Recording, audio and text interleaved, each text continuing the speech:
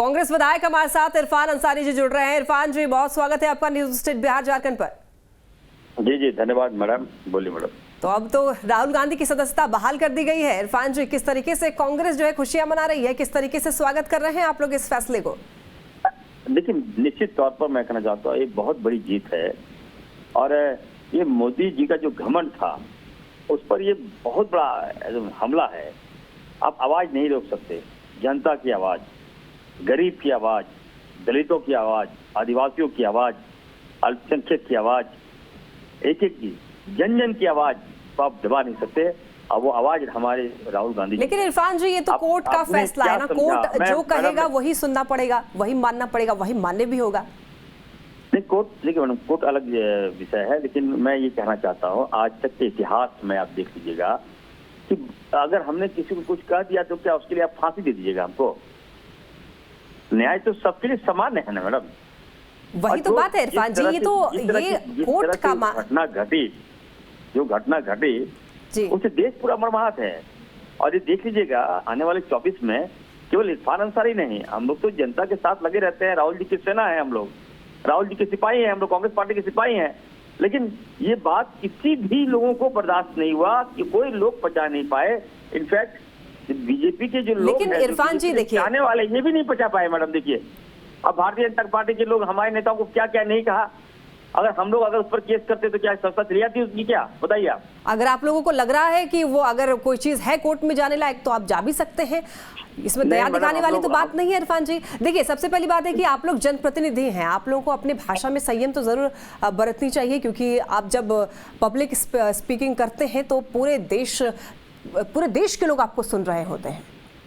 जी बिल्कुल बिल्कुल। नहीं, वो बात नहीं है मैडम। देखिए, एक भारतीय जनता पार्टी का IT सेल है, वो मुझे तक नहीं छोड़ा मैडम। बताइए, आदिवासियों को मार रहा है, बीजेपी के नेता आदिवासी के मुंह पे पेशाब कर रहा है।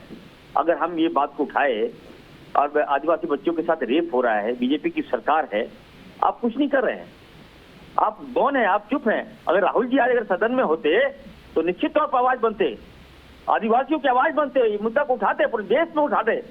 लेकिन उनको आपने वंचित कर दिया। आप क्यों वंचित किया? क्योंकि राहुल गांधी जी अदानी और अंबानी के खिलाफ में खड़े रहे। आज सारे देश के कल कारखाना को आपने बेच दिया। आज हमारे रोजगार के लोग मोहताज हो गए। मैडम आप सुनिए, मैडम एक सुन लीजिए, जब लाए सुन रहे हैं। आज हमारे युवा बेरोजगार हो गए, राहुल जी से फरियाद लगा रहे हैं, नौकरी दीजिए, नौकरी दीजिए। क्या करेंगे? लेकिन चलिए, मैं बधाई देता हूँ कोर्ट का और मैं सम्मान करता हूँ कोर्ट का जो फैसला आया है। और राहुल गांधी जी आज जाएंगे, पार्लियामेंट सुन रहे हैं, तो निश्चित तौर पर मैडम खुशी की लहर है और पूरे झारखंड में खुशी की लहर है मैडम। अब देख लीजिएगा, हम लोग यहाँ जब से राहुल जी बरी हुए हैं तब से हम लोग पटाखे ही फोड़ रहे हैं, जनता लोग पटाखा फोड़ रही है। चलिए, अच्छी बात है, खुशियां मनाइए इरफान जी। मैडम एक मिनट, मैडम बीजेपी के तमाम नेताओं से कहूंगा कि राजनीति करते हैं तो मर्यादा में राजनीति करें, व्यक्ति विशेष राजनीति मत कीजिए। आज आपकी सरकार है, कल हमारी सरकार होगी, तब आप क्या करेंगे? ठीक है इरफान जी, बहुत बहुत धन्यवाद आपका अपनी राय रखने के लिए। खुशियां मनाइए आप लोग। चलिए, हमारे साथ कुमार चंदन भी जुड़ रहे हैं, रांची से जुड़ रहे हैं, उनसे सीधा संपर्क करते हैं। चंदन, राहुल गांधी की सदस्यता बहाल कर दी गई है, किस तरीके से खुशियां मना रही है और कोर्ट के इस फैसले का किस तरीके से स्वागत किया जा रहा है?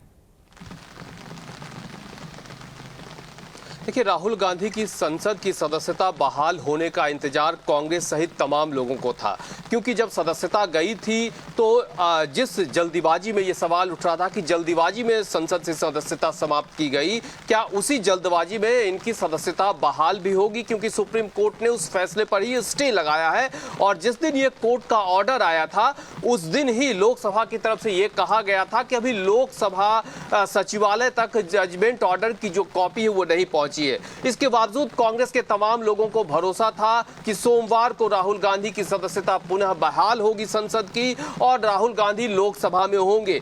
अब सबकी निगाहें राहुल गांधी पे लोकसभा में होगी और जिस तरह से सदस्यता गई थी और उस सदस्यता के सवाल पर कांग्रेस और तमाम इंडिया अलायंस के लोग जिस तरह से इस बात को लोगों के बीच ले जा रहे थे, अब एक बार फिर कांग्रेस फ्रंट फुट पे इसको खेलने की कोशिश करेगी।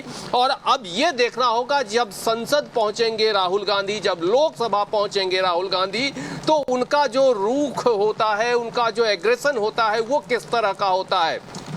क्योंकि तमाम कांग्रेस के लोग इस बात को उठाते रहे कि राहुल गांधी राज्य और देश के मुद्दे को मजबूती से संसद में उठाते रहेंगे, चाहे उनको किसी भी सजा के लिए कोई भी किसी भी तरह के जो सजा दिए जाए। तो ये एक बड़ा सवाल है कांग्रेस के लोगों के लिए। राहत भरी सिर्फ खबर नहीं है, बल्कि ये फैसला इंडिया अलायंस के लोगों को भी ताकत देगा, आत्मबल देगा और आंतरिक तौर पे कांग्रेस पार्टी सहित तमाम लोग इसको लोगों के बीच ले जाकर भुनाने की कोशिश करेंगे।